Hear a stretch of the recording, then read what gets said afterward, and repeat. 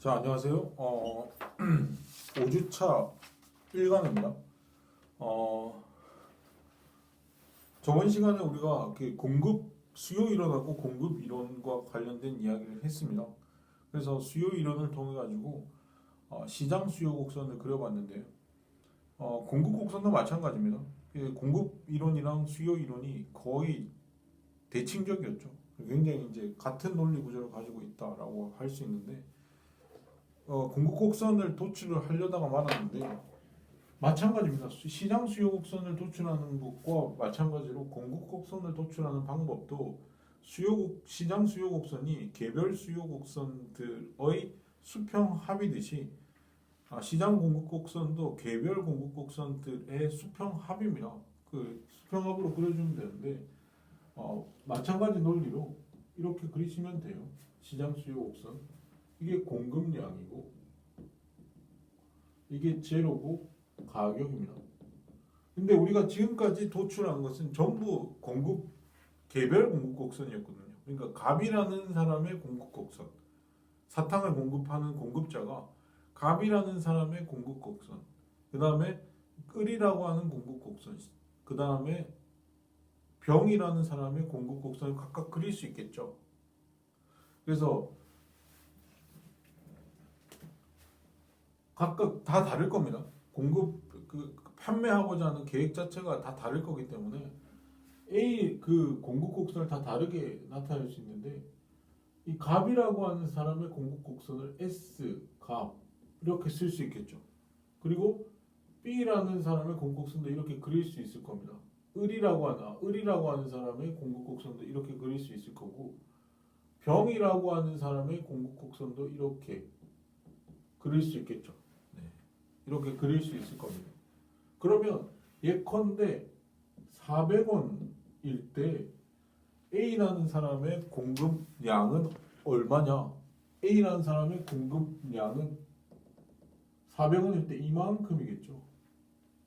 1만큼의 길이만큼 공급을 하려고 할 겁니다.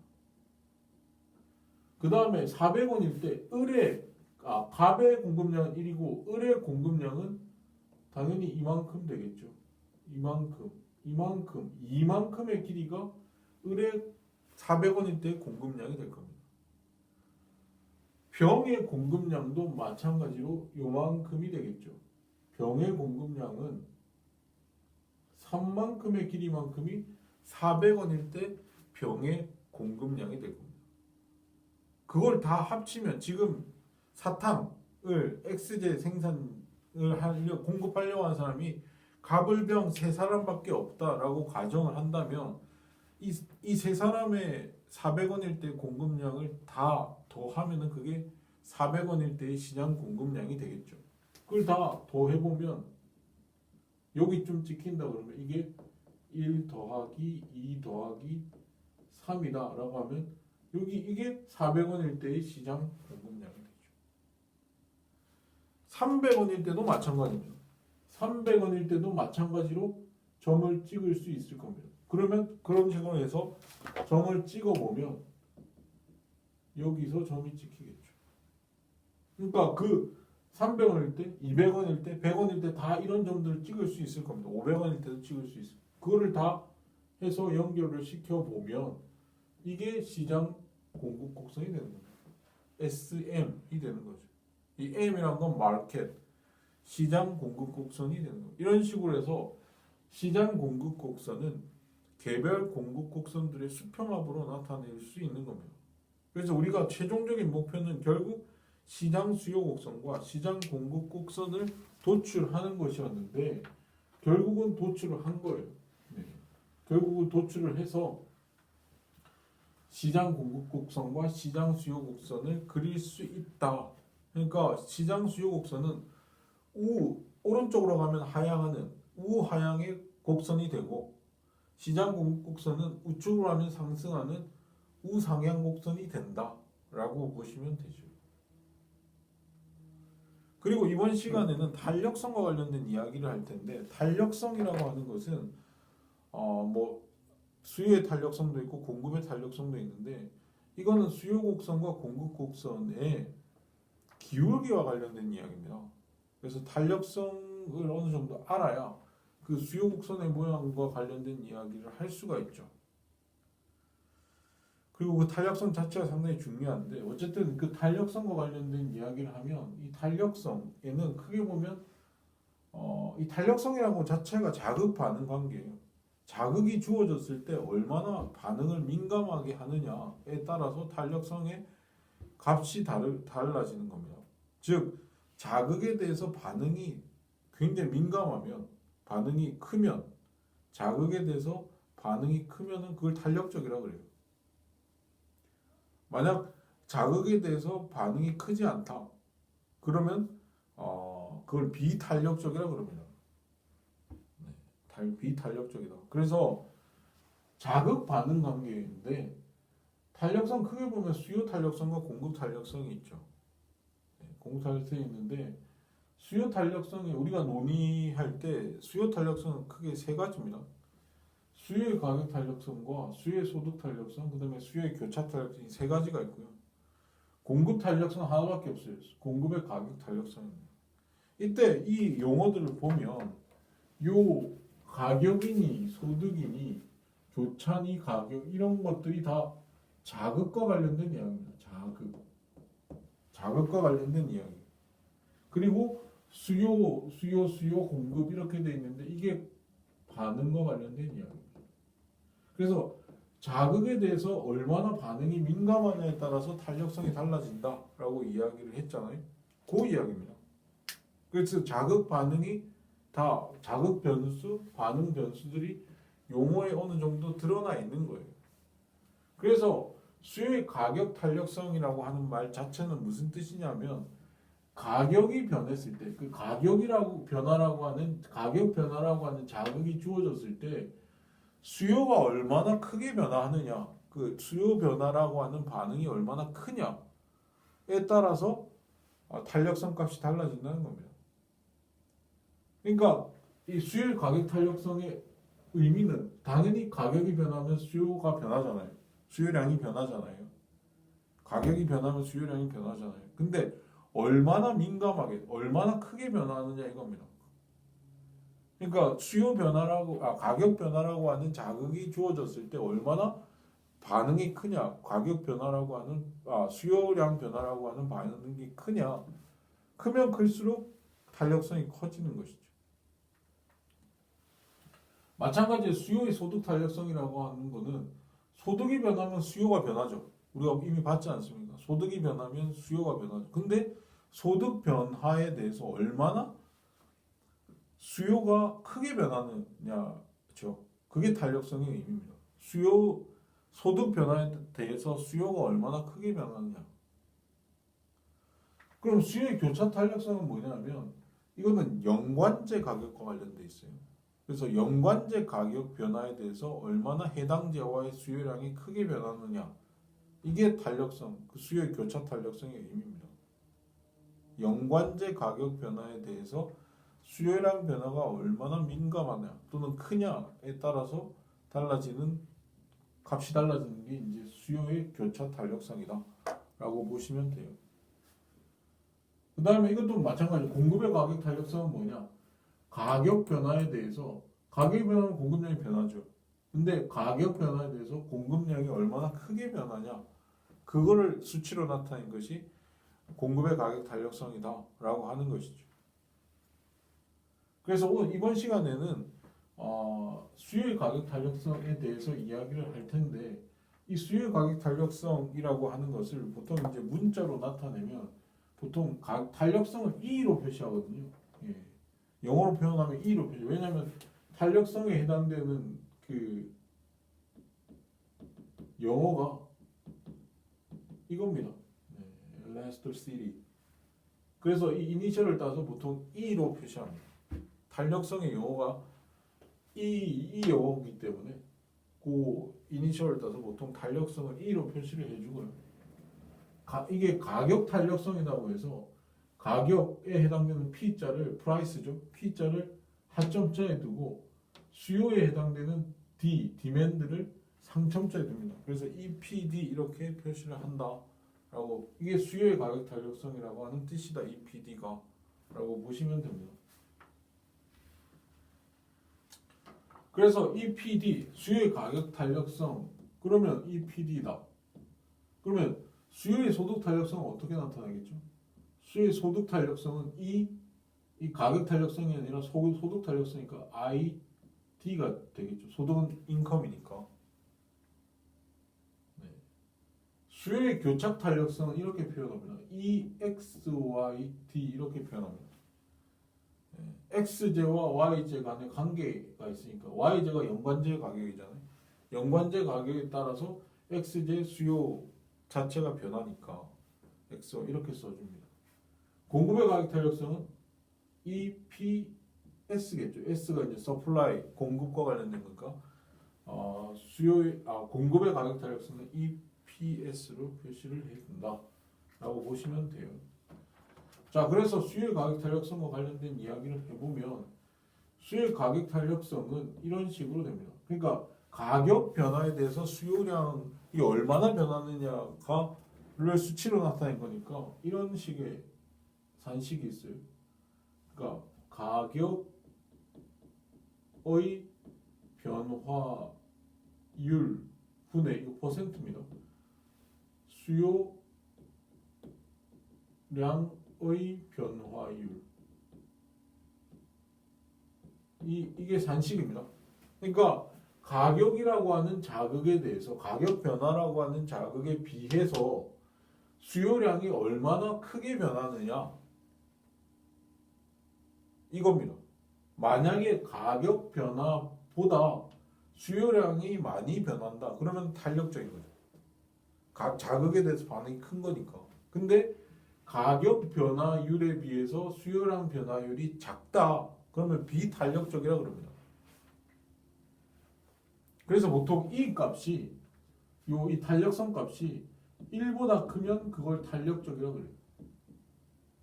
즉 가격 변화율보다 수요량 변화율이 크면은 탄력적이라고 그럽니다.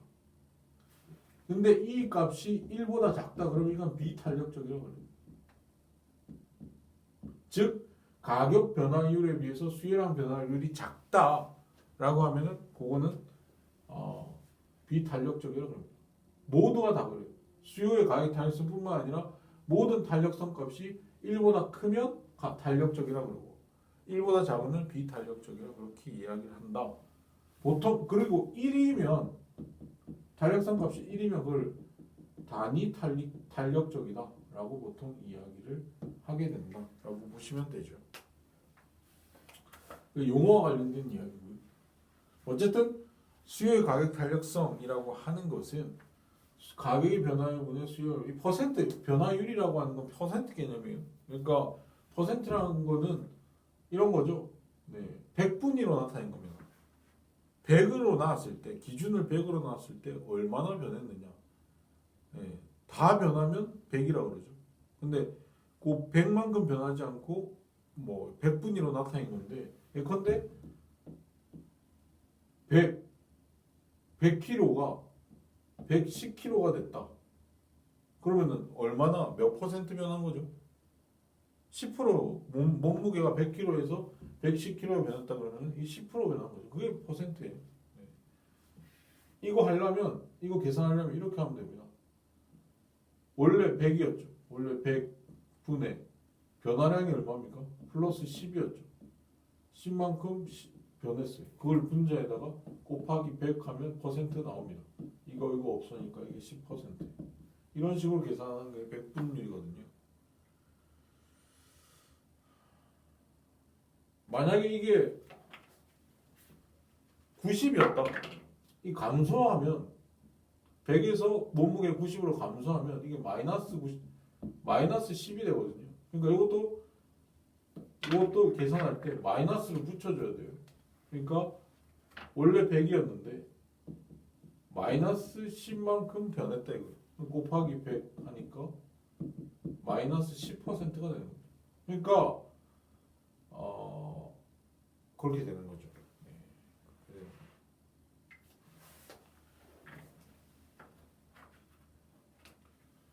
어쨌든 변화율은 퍼센트 개념으로 나타내준다. 그래서 우리가 그러니까 100에서 110kg로 변했다 이렇게 했을 때 이 변화를 이거 플러스 10만큼 변한 거잖아요. 이걸 델타 값이라고 합니다. 보통 수학에서는 델타로 표시하거든요. 변화량을 지금 변화 10만큼 변화했잖아요. 변화량이 10이잖아요.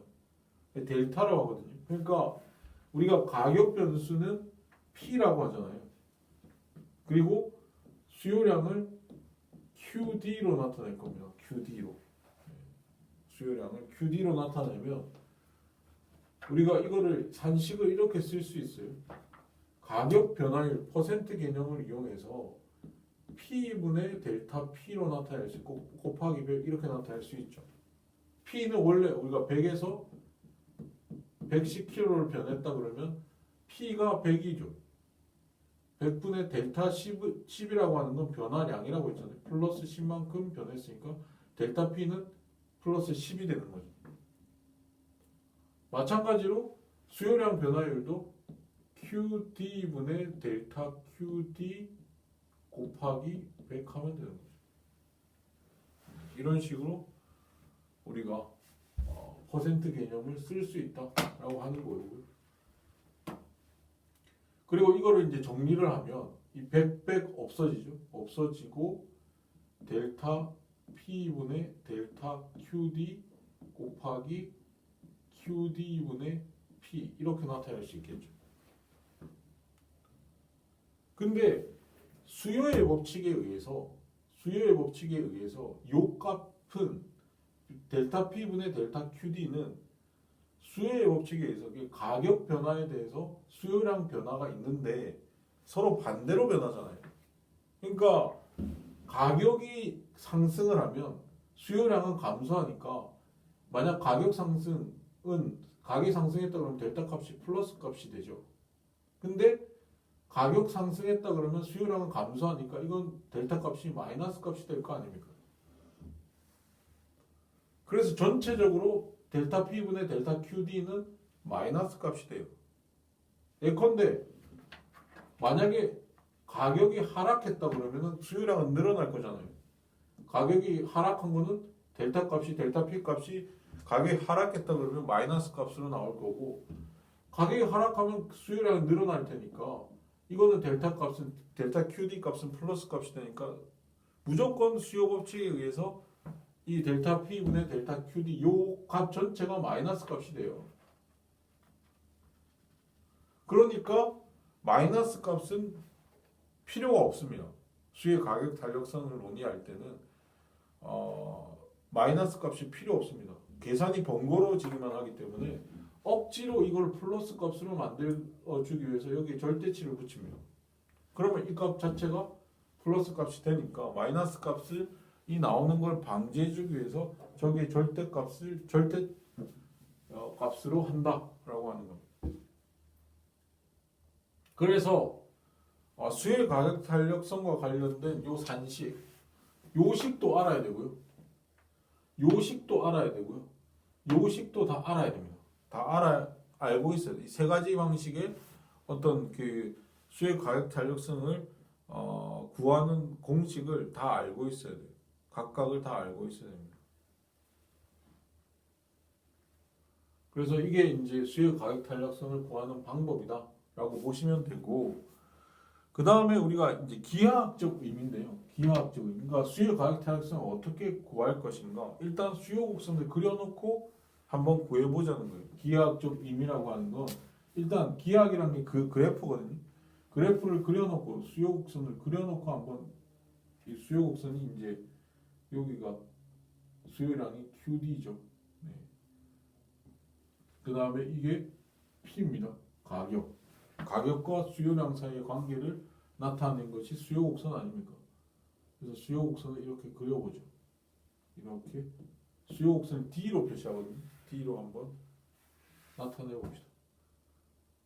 그러면 수요 곡선을 그려놓고 그 위에 어떤 특정한 점 A점과 B점 사이에 이 A점에서 B점이 변했잖아요. 수요량과 가격이 변할 거잖아요. 그 변화를 탄력성으로 한번 나타내 보자 이겁니다. 그래서 그 A에 해당되는 값이 이게 건데 가격이 A점은 4고 가격이 4고 예컨대 4달러다. 네, 4달러고 4달러고 그 4달러일 때 수요량이 2개다라고 해보죠. 그 다음에 B점이 해당되는 거는 B점은 3달러일 때 예컨대 수요량이 3개더라. 이런 거죠. 그러면 요 상황에서 탄력성을 한번 구해보자 이겁니다. 이렇게 구간값이 그 x와 a와 b 사이의 구간값이 요만큼의 구간이 있죠. 네, 이 구간이 정해져 있어 구간이 정해져 있을 때의 탄력성 값을 구해보자 이거예요. 탄력성을 구해보면 A를 기준으로 하느냐 B를 기준으로 하느냐에 따라서 탄력성 값이 달라져요. 그래서 A점을 기준으로 해서 한번 구해보자 이겁니다. 탄력성 값을. 그래서 지금은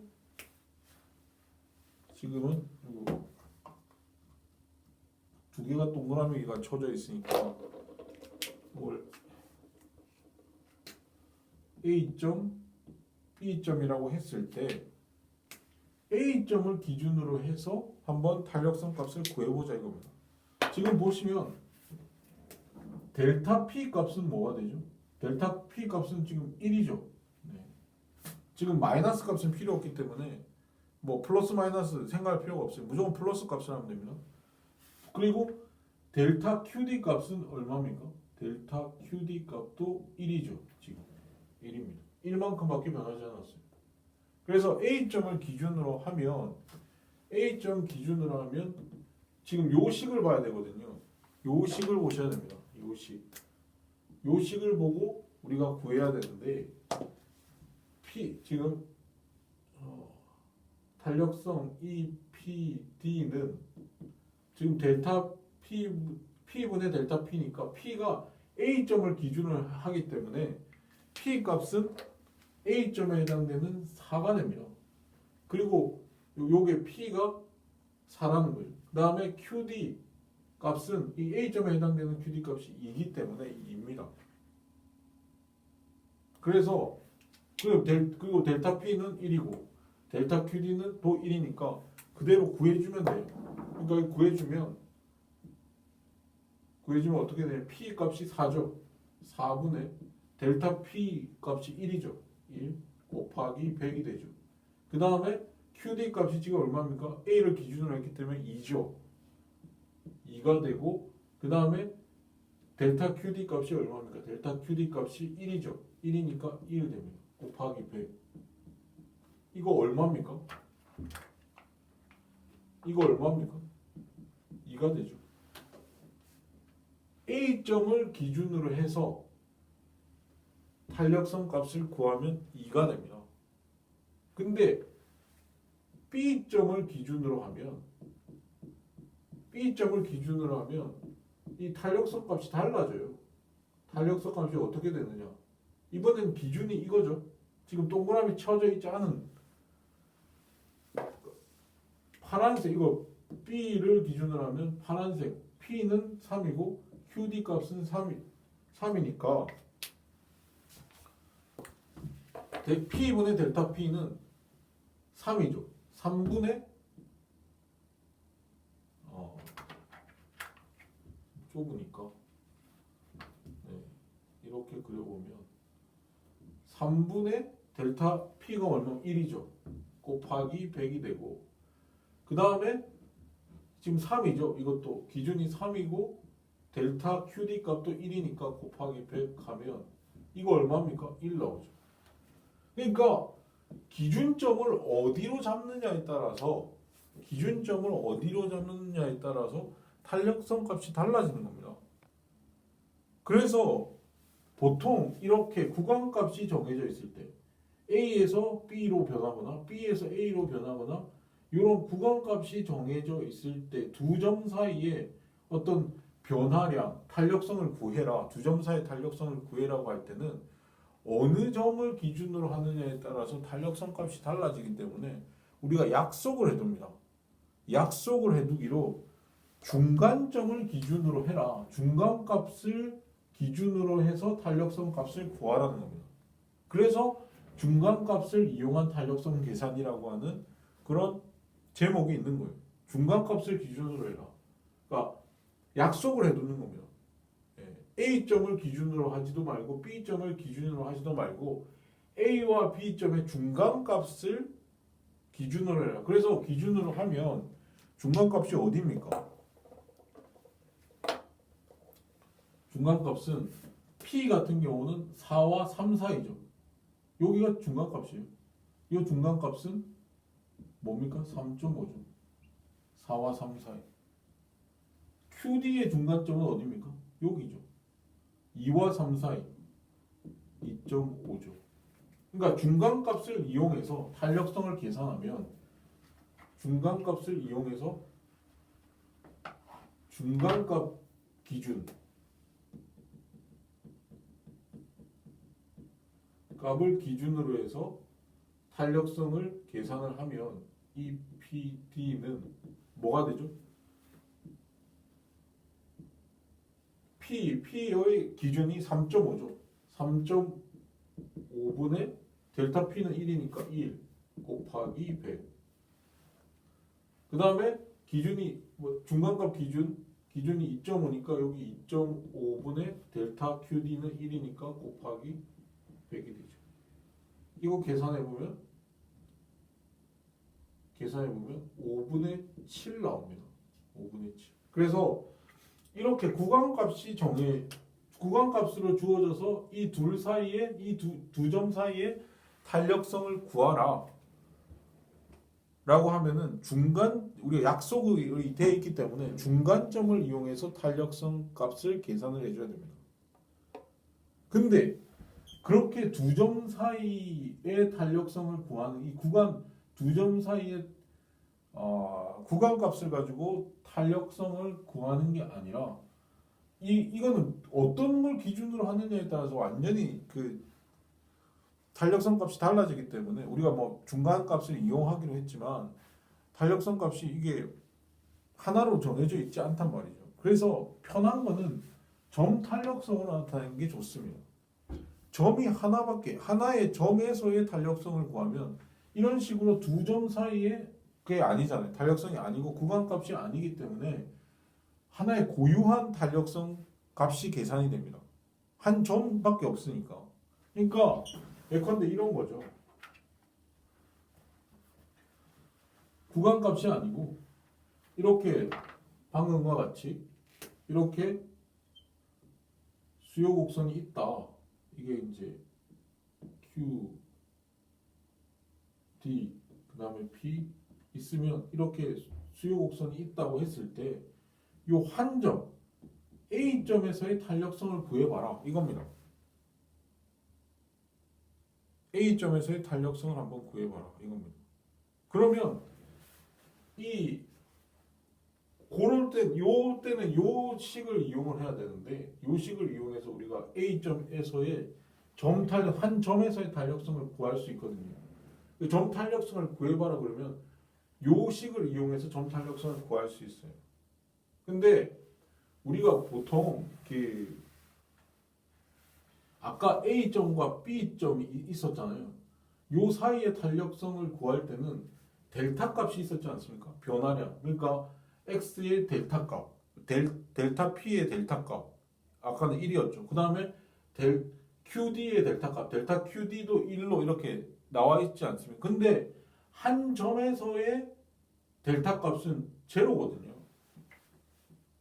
한 점에서의 델타 값은 없지 않습니까? 델타가 없잖아요. 지금 B점밖에 없잖아요. 요 하나의 점에서의 이 점에서의 탄력성 값을 구하라는데 사실 델타 값이 없어요.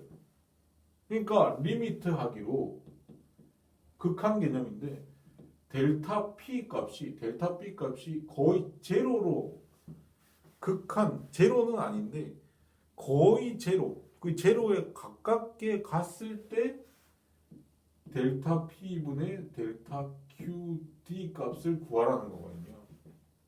이걸 우리가 어떻게 했습니까? 이게 미분한다는 거 아닙니까? 이걸 어떻게 했습니까? 그러니까 델타 값이 제로에 가까이 갔을 때의 요 델타 P분의 델타 QD 값을 DP분의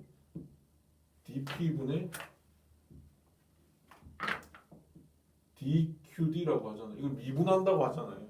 이걸 미분하는 겁니다. 미분하는 거.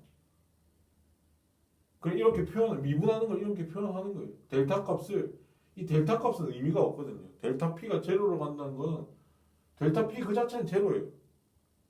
델타 P가 제로로 가까이 갈 때는 계산해보면 거의 제로죠. 제로.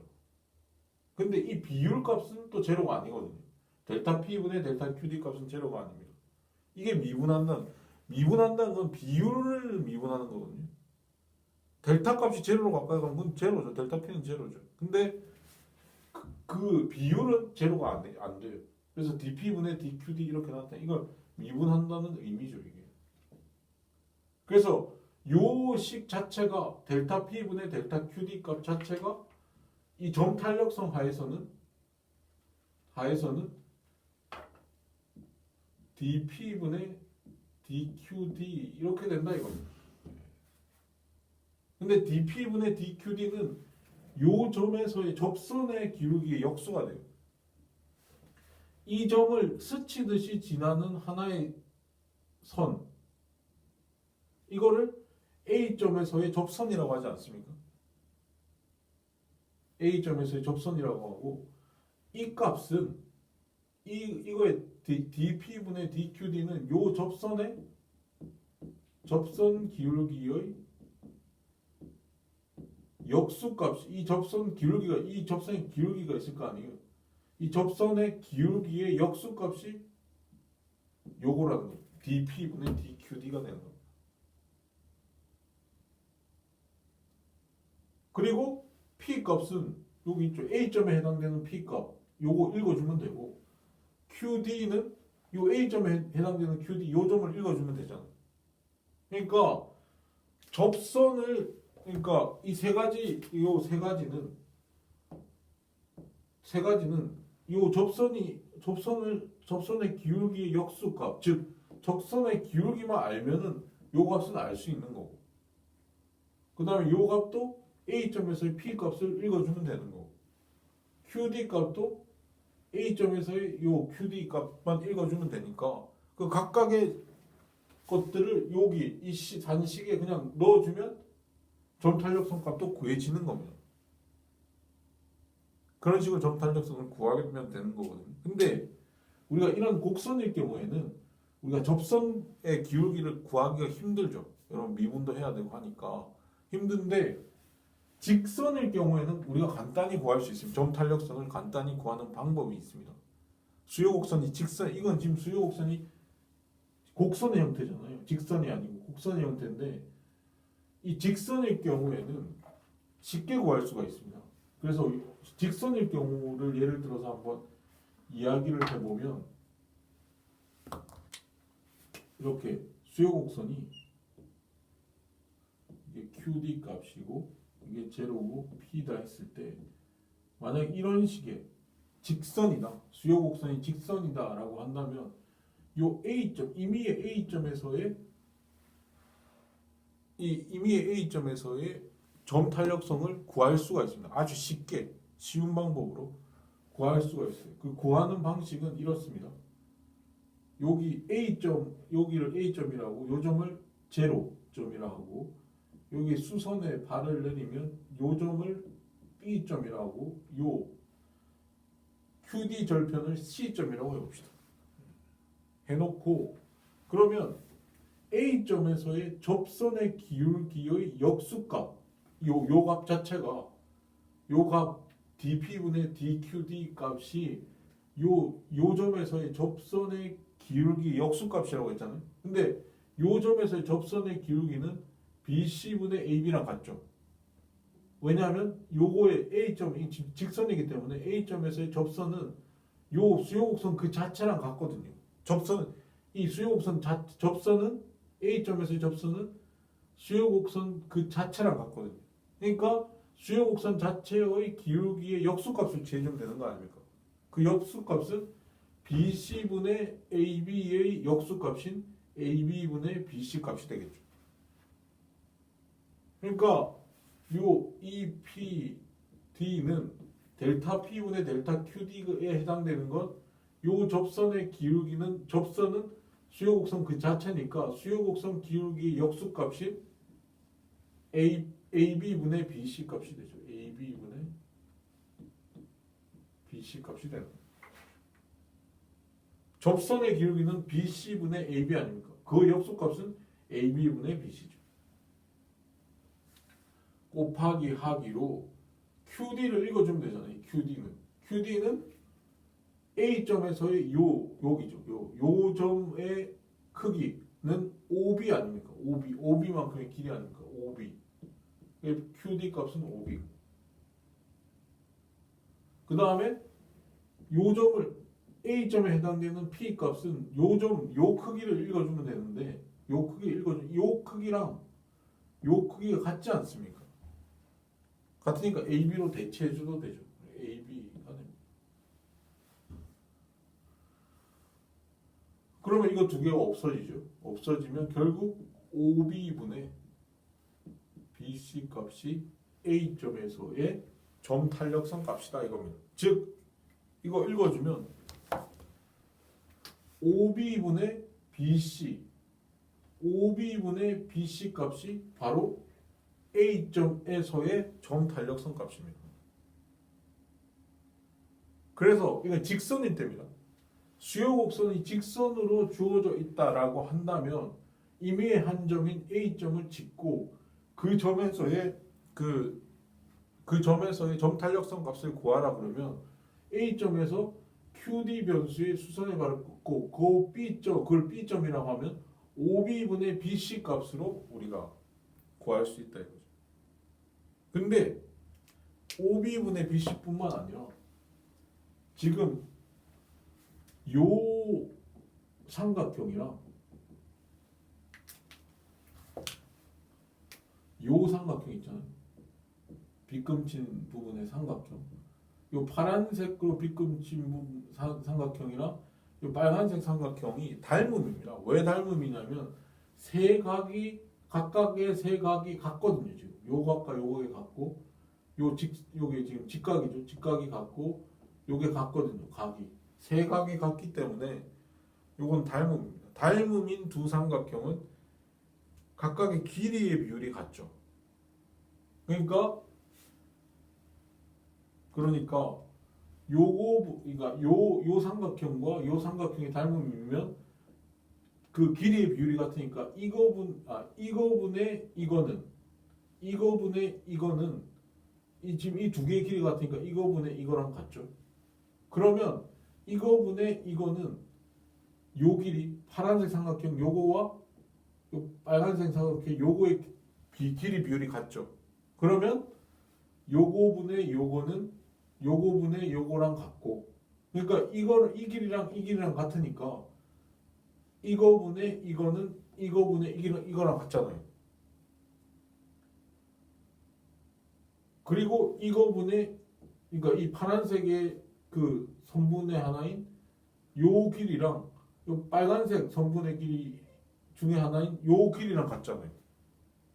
요 길이의 비율. 그러니까 이거분의 이거는 이거분의 이거랑 같고 이거분의 이거랑 같다 이 말이에요.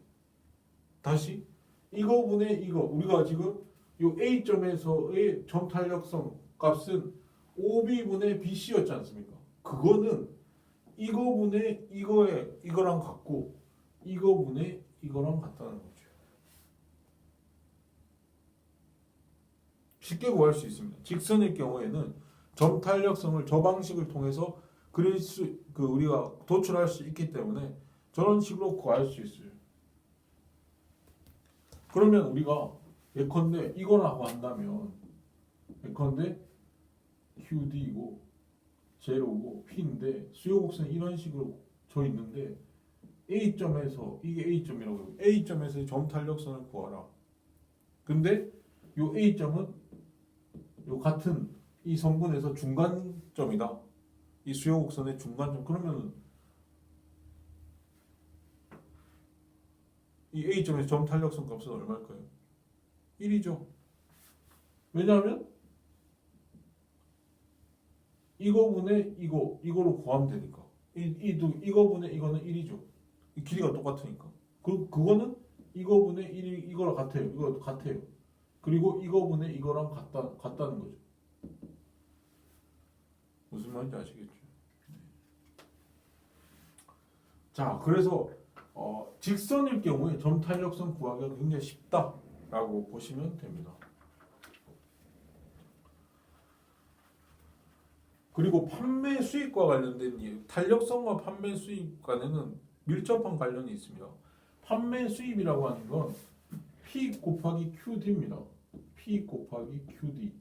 즉 가격에다가 곱하기 수요량이 판매 수입이죠. 매출액. 그러니까 내가 뭐 만두를 파는 사람이다. 근데 하루에 만두 100개가 팔렸는데 얼마에 팔았느냐? 만두 하나에 1,000원에 팔았다 그러면은 100개를 1,000원에 팔았으니까 얼마를 벌었습니까? 100개를 1,000원에 팔았으니까 10만 원을 벌었죠.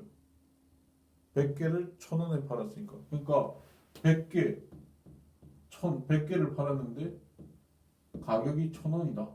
네, 그럼 10만 원만큼 10만 원 만큼 판매 수입을 얻은 거죠. 네. 근데 그러니까 이 가격은 판매자가 공급자가 정할 수 있는데 그 가격을 보고 저걸 사야지 말아야지. 즉 말아야지 할 거는 수요자가 결정하는 거 아닙니까? 수요량은 수요자가 결정하고 가격은 판매자가 결정하죠. 그 가격을 보고 판매자가 설정하는 가격을 보고 수요자가 그걸 사줘야 그게 판매 수입이 결정나는 거 아닙니까? 근데 수요의 가격 탄력성에 따라서 가격을 올리는 전략을 쓸 것인지 내리는 전략을 쓸 것인지를 판단할 때 다르다는 거예요. 그러니까 수요의 가격 탄력성이 만약에 수요의 가격 탄력성이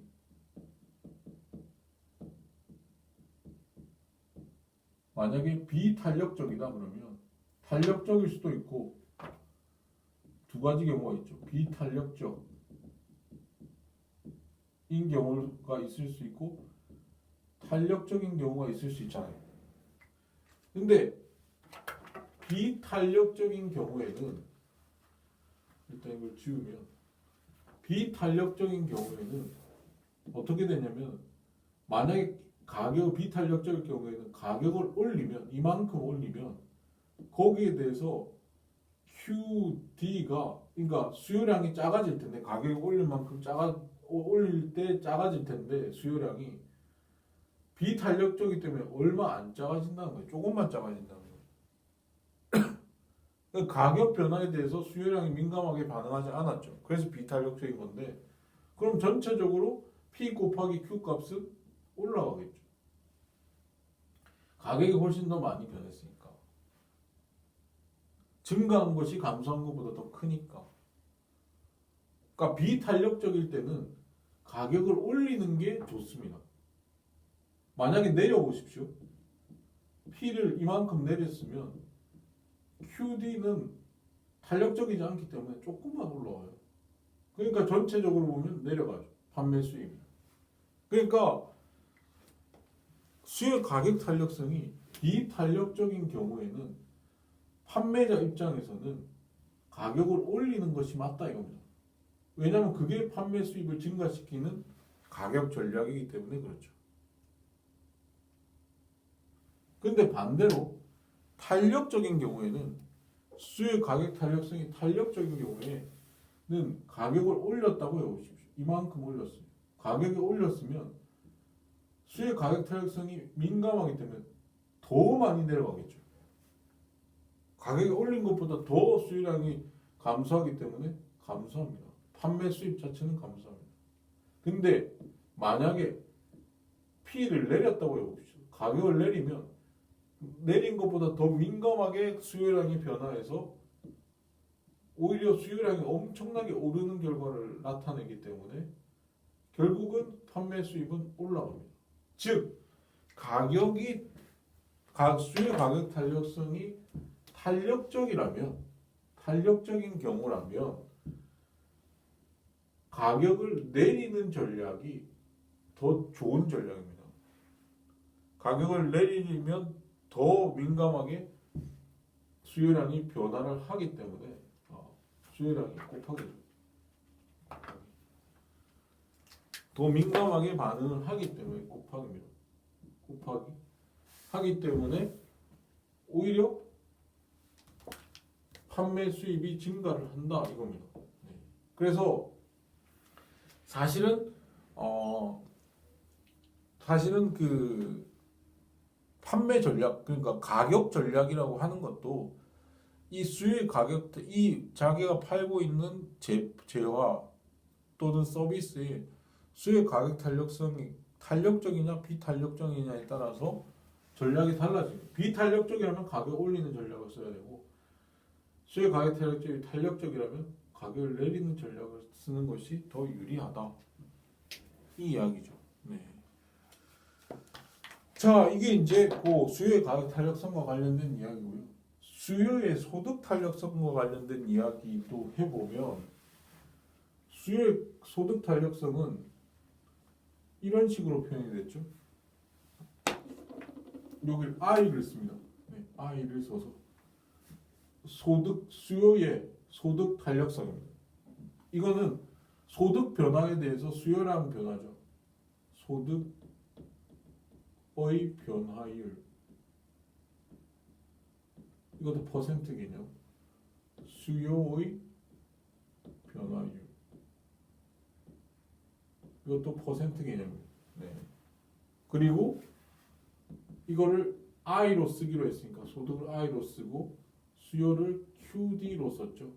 QD로 썼기 때문에 이거를 산식을 쓰면 I분의 델타 I 곱하기 100 아닙니까? 이것도 QD분의 델타 QD 곱하기 100이 되죠.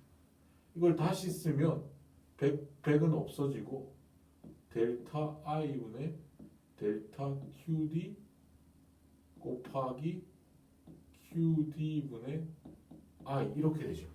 네, 이렇게 됩니다. 근데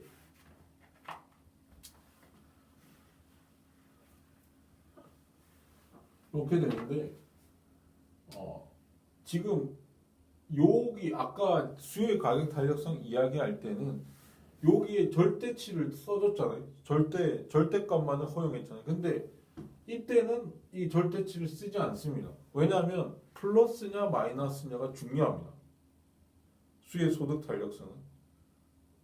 왜냐하면 만약에 이 재화가 만약에 정상제다 그러면 소득이 증가하면 수요도 증가하죠. 그러니까 이게 전체적으로 플러스 값이 될 겁니다. 그러니까 정상제면 이 정상제라고 한다면은 이 I분의 D가 0보다 커요. 정상제는. 만약에 열등제라고 한다면